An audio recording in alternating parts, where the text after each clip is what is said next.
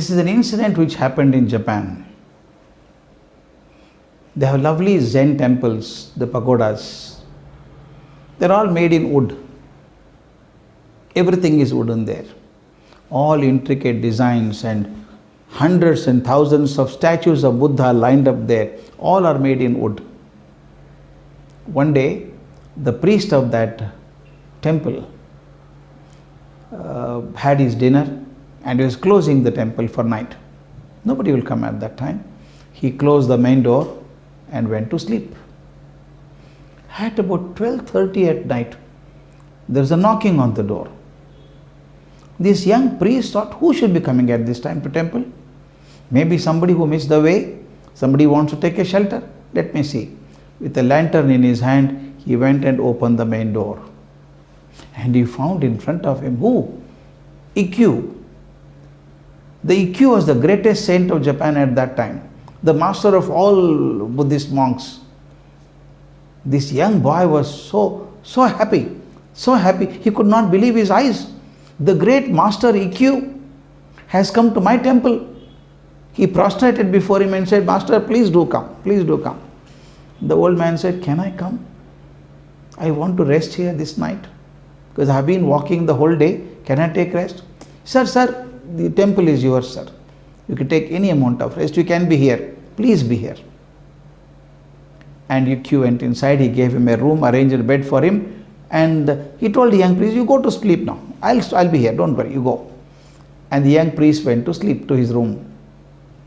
After some time, at about 2:30, 3 o'clock in the morning, suddenly the young priest got up. He suddenly started feeling the smell of burnt wood. Wood is burning. He was mortally scared. The whole temple is of wood. If it catches fire, it will burn in minutes.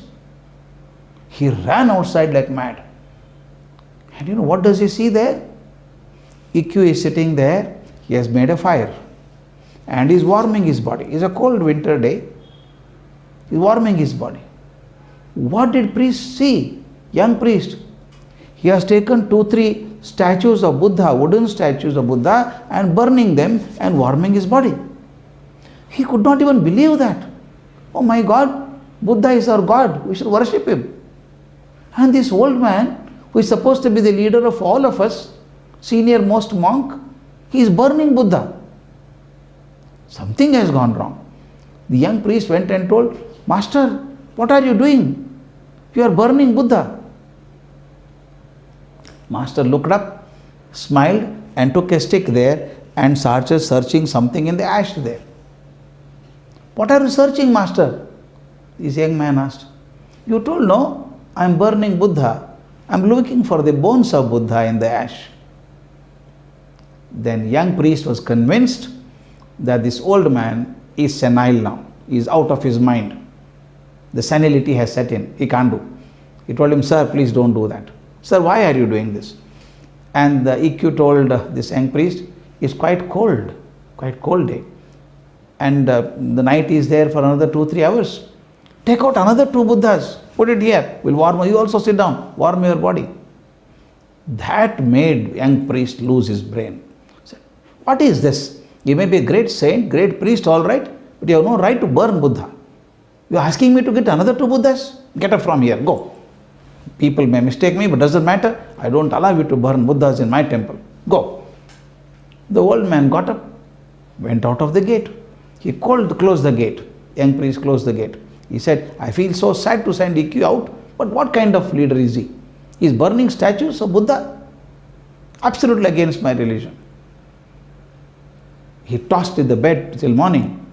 Early morning, 6 o'clock, he wanted to open the door of the temple. He opened the door, and what does he see again? In front of the temple, there is a road, and there is a milestone next to the road. Ikkyu was sitting in front of the milestone and saying, Sangham Sharanam Gacchami, Buddham Sharanam Gacchami. And he was worshipping the milestone with flowers around. Young priest was convinced that this man is out of his mind. He has become foolish now. He went and said, Sir, what are you doing, sir? Yesterday you burnt Buddha there. Now you are worshipping a milestone as if it is Buddha.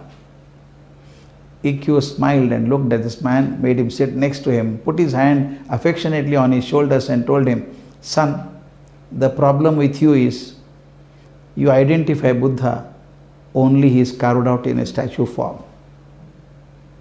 I can see Buddha in the milestone. You understand? You don't have to find Buddha in the wooden piece, a designed Buddha statue, not required. Only when you see Buddha in a tree, Buddha in an animal, Buddha in any stone, then you have become a Zen master. You have a long way to go, child. What I burnt yesterday was wood. If you look at the statue as a wood, it becomes wood. If you look at a wooden piece as God, it becomes God.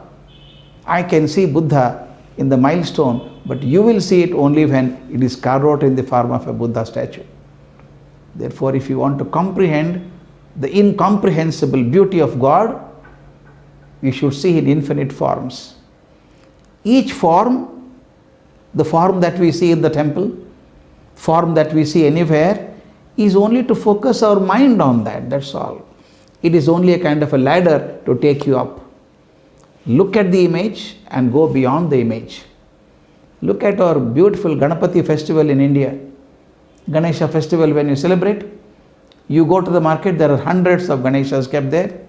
You ask, how much for that? How much for this? How much for this? You purchase a Ganesha. You pay 200, 500 rupees, whatever. You bring the Ganesha home.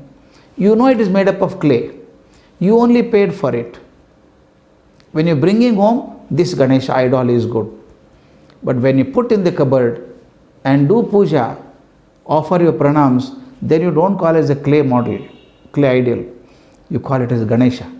You call people, say, offer pranams. It becomes God. You knew very well it was clay. You paid some money for it, but made into a God. What makes clay into God? Your surrendering, your affection, your love converts a clay idol into God. Similarly, once you start seeing that God in every life around you, every animal around you, life becomes so beautiful. That is the essence of Ishavasya Upanishad. Ishavasya midam sarvam yatkincham jagatyam jagat. Everything in the world is a manifestation of God. You should be able to see God in everything around us. This is the magnificent message of this little story.